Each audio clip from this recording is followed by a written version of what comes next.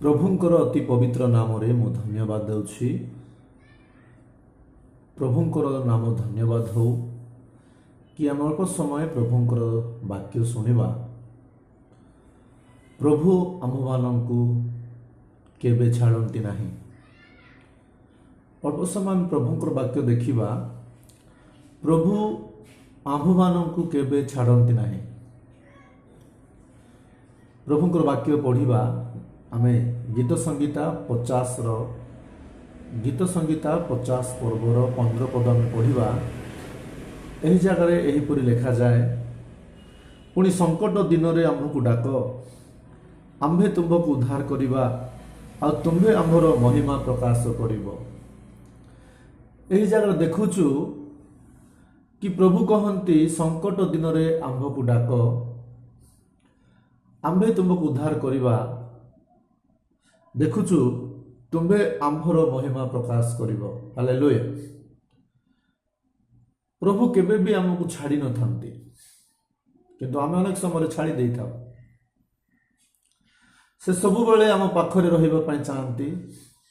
जो माने तांको डाकंती, तांको ठारे आश्रय नियंती, से मानकु से सुरक्षा देवा पई चाहंती, किंतु आम अनेक समय प्रभु को भूली जाई था। आमको सांसारिक अनेक चिंता मने थाए, अनेक प्रकार जागतिक लालसा मने थाए।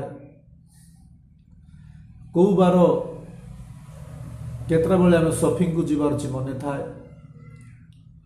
कौ दिन काहार घरे भोजी अछि हमको मने थाए।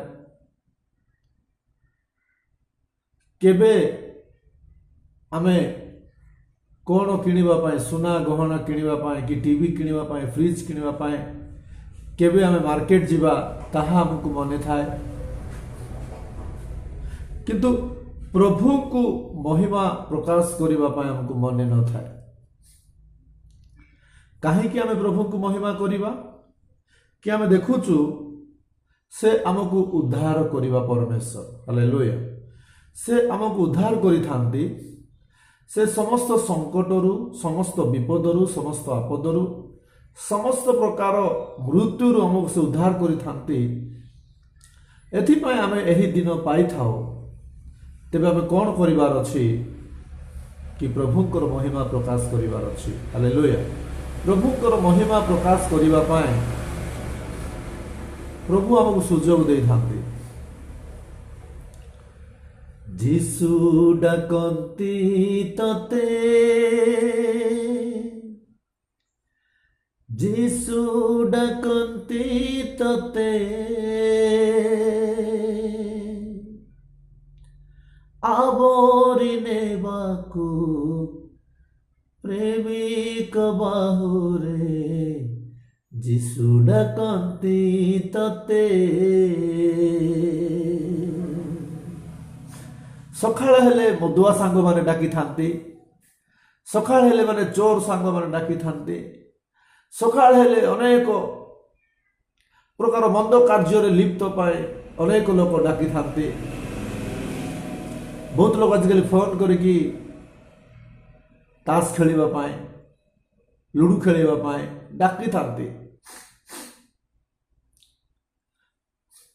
हमको जगह को जीवा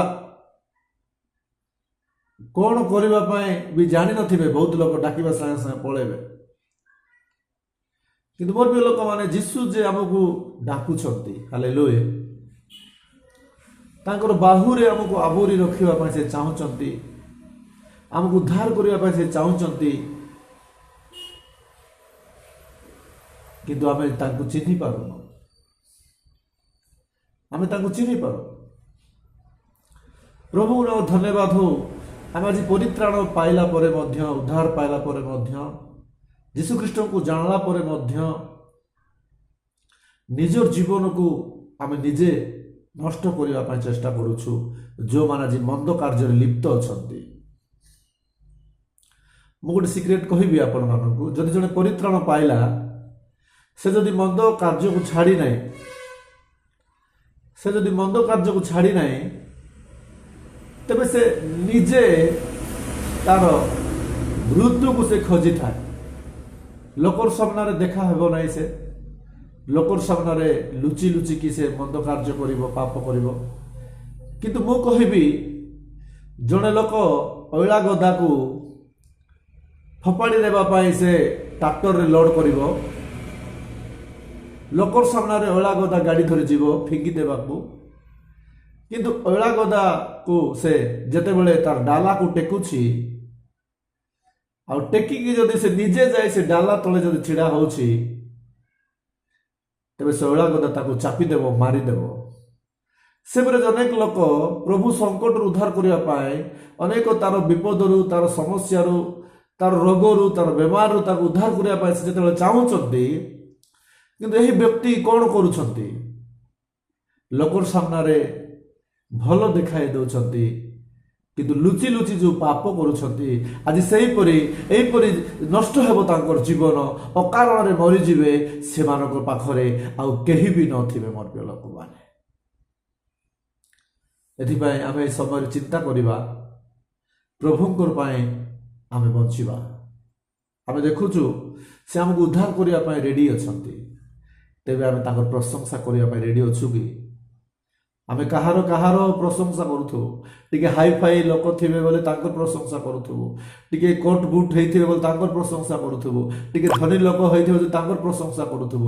ଏମାନଙ୍କର ଦେଇ ଆମର ଜୀବନର କିଛି ଉଦ୍ଧାରର ବାଟ ଦେଖାଯାଇନଥାଏ, କିନ୍ତୁ ପ୍ରଭୁଙ୍କୁ ଯେତେବେଳେ ପ୍ରଶଂସା କରିବା, ସେ ଆମକୁ ଉଦ୍ଧାର କରିଥାନ୍ତି। ହାଲେଲୁୟା, ସେ ଆମକୁ ଉଦ୍ଧାର କରିଥାନ୍ତି। ପ୍ରଭୁଙ୍କୁ ଆମର ଧନ୍ୟବାଦ ହଉ। ଆମେ କେବଳ ପ୍ରଭୁଙ୍କ ଠାରେ ଆଶା ରଖିବା କି ପ୍ରଭୁ ଆମକୁ କେବେ ଛାଡ଼ିବା ପାଇଁ ଚାହାନ୍ତି ନାହିଁ। ସେ ପ୍ରଭୁ କେବେ ଆମକୁ ଛାଡ଼ନ୍ତି ନାହିଁ। ଗୋଟେ ପଦ ଦେଖିକି ଆମେ ସମାପ୍ତ କରିବା।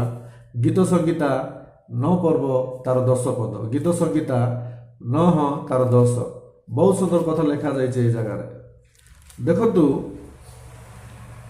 ଯେଉଁମାନେ ତୁମ୍ଭ ନାମ ଜାଣନ୍ତି ସେମାନେ ତୁମ୍ଭଠାରେ ବିଶ୍ୱାସ କରିବେ, କାରଣ ହେ ସଦା ପ୍ରଭୁ, ତୁମେ ଆପଣା ଅନ୍ୱେଷଣକାରୀମାନଙ୍କୁ ପରିତ୍ୟାଗ କରିନାହଁ।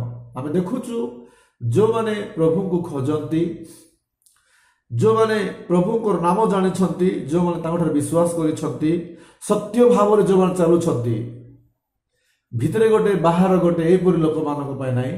ଦେଖୁଛୁ, ଯେଉଁମାନେ ପ୍ରଭୁଙ୍କର ନାମକୁ ଜାଣିଛନ୍ତି, ଜାଣିଲା ପରି, ଆଉ ସେମାନେ ପ୍ରଭୁଙ୍କଠାରେ ବିଶ୍ୱାସ କରିଛନ୍ତି କି ଏହି ଆମର ଉଦ୍ଧାରକର୍ତ୍ତା, ଆଙ୍କର ଦେଇ ହିଁ ମୁଁ ସ୍ୱର୍ଗକୁ ଯାଇପାରିବି, ଆଙ୍କର ବିନା ମୋର ଜୀବନ ନାହିଁ, ମୋର ମୁକ୍ତିଦାତା ବୋଲି ଯେଉଁମାନେ ବିଶ୍ୱାସ କରିଛନ୍ତି, ଆମେ ଦେଖୁଛୁ ତାଙ୍କୁ ଯେଉଁମାନେ ଖୋଜୁଛନ୍ତି, ଆଜି ପ୍ରଭୁ ତୁମର ଛଡ଼ା ମୋର ଗତି ନାହିଁ ପ୍ରଭୁ ବୋଲି ଯେଉଁମାନେ ଖୋଜୁଛନ୍ତି, ଆମେ ଦେଖୁଛୁ ସେମାନଙ୍କୁ ସେ କେବେ ଛାଡ଼ିବେ ନାହିଁ। ହାଲେଲୁୟା, ସେମାନେ ସେ କେବେ ଛାଡ଼ିବେ ନାହିଁ।